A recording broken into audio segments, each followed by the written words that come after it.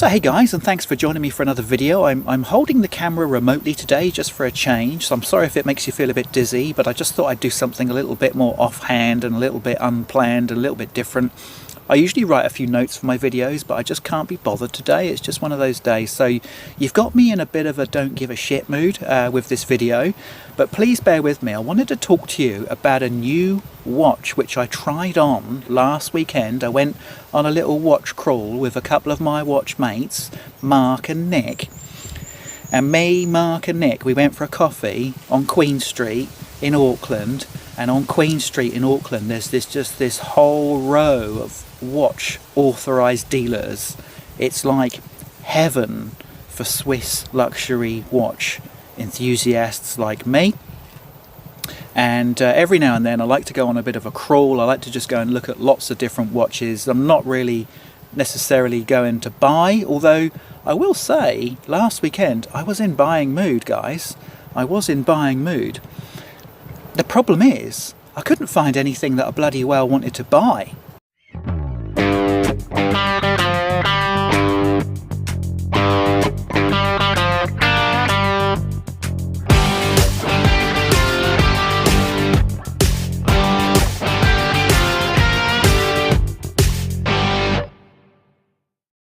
So hang on a minute, I hear you say, how does a watch enthusiast who's got money in the pocket and wants to buy watches, and he's on Queen Street in Auckland where all the authorised dealers are, and he wants to buy a watch and he can't find anything he wants to buy? How does that even work, guys? Well, this is the question I asked myself. How the hell does that work? How the hell did I walk away from Queen Street in Auckland with all the authorised dealers? I looked at Rolex, I looked at Omegas, I looked at Blancpain, I looked at Zenith, Tudor, everything, guys. I saw everything last Saturday, and I walked away. I still had my money in my pocket, and there was absolutely nothing that I wanted to buy apart from one watch. And I wonder if you can guess what that one watch brand was that I would quite happily have bought. Unfortunately, guys, I wasn't able to buy it because it wasn't available for me to buy. Yeah, you've guessed it. It was a Rolex. It was a Rolex. So everything else, and I just wanted to clarify this. Everything else that I looked at,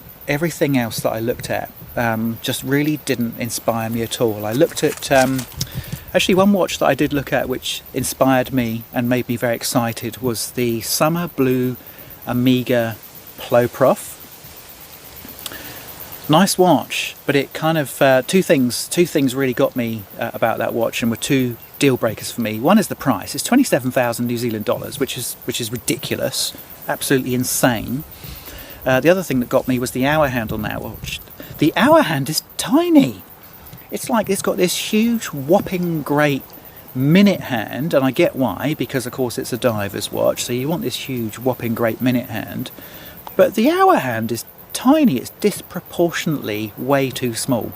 So that's another reason why I couldn't possibly buy that watch. And what happens when the minute hand is across the hour hand is you have absolutely no idea what the time is, because you cannot see that hour hand.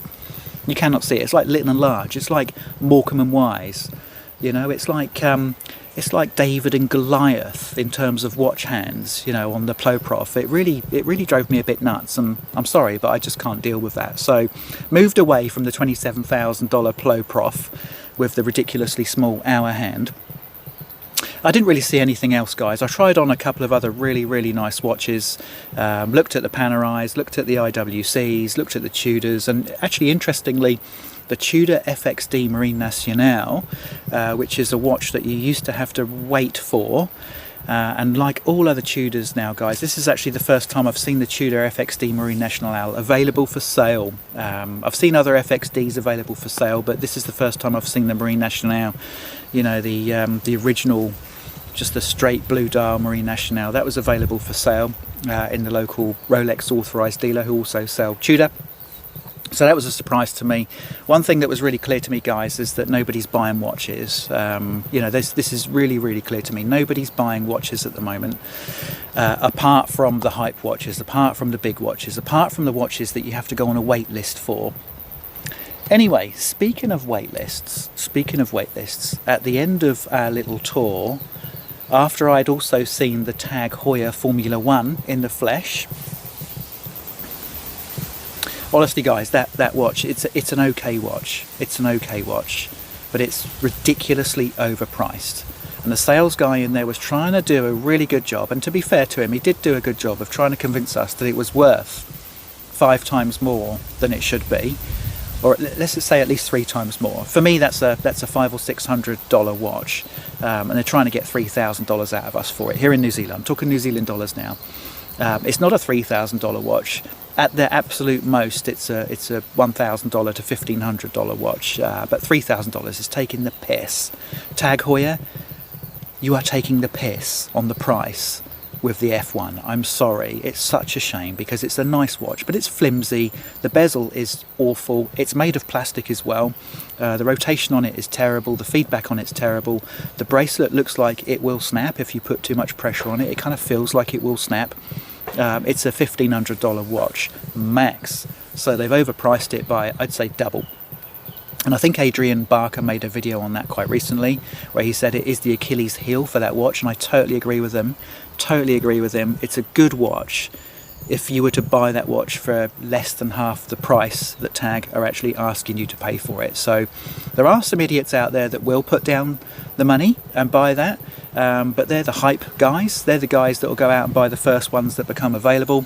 But as that watch matures and as that watch settles down and the hype dies down on it, and people start to see little reports on the internet about it breaking and about the bezel being shockingly bad, people will stop buying that watch. And that's my prediction, guys, is Tag will not sell anywhere near as many of those watches as they should because they've gone really crazily greedy on the price. Anyway, I was going to talk to you guys. I told you this would be a random video that's completely unscripted, and here we are. Here we are.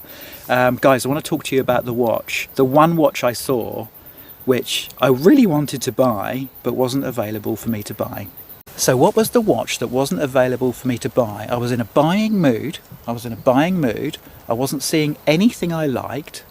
I saw lots of watches which I thought were either rubbish or really nice but had something wrong with them. Usually it was the price, because the price on all the watches I saw last week were just ridiculous. Absolutely ridiculous. But the one watch I saw, and it's, guys, it goes without saying, I walked into the Rolex AD, tried on the old Bluesy. So I'm talking here about the two-tone, the gold and oyster steel Submariner. I'd never tried a Bluesy on before, guys. And old Rolex fanboy here gets obsessed with the Bluesy all of a sudden. What a gorgeous watch. I'll put a couple of pictures up here, a couple of pictures up there, so that you can see what it looked like on my 7.2 inch wrist.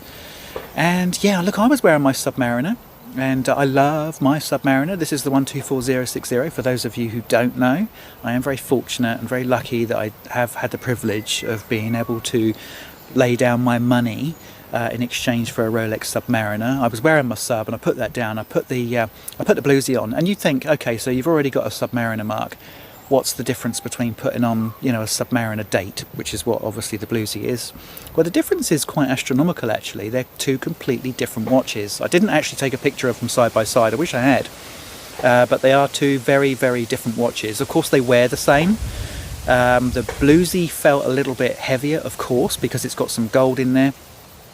But what I really loved about the Bluesy is the reason it's called the Bluesy, of course, which is because it's got that stunning blue dial, the blue ceramic bezel, and the combination of that with the two-tone oyster steel and yellow gold is quite remarkable, guys. I really, really enjoyed wearing that watch. I didn't want to take it off.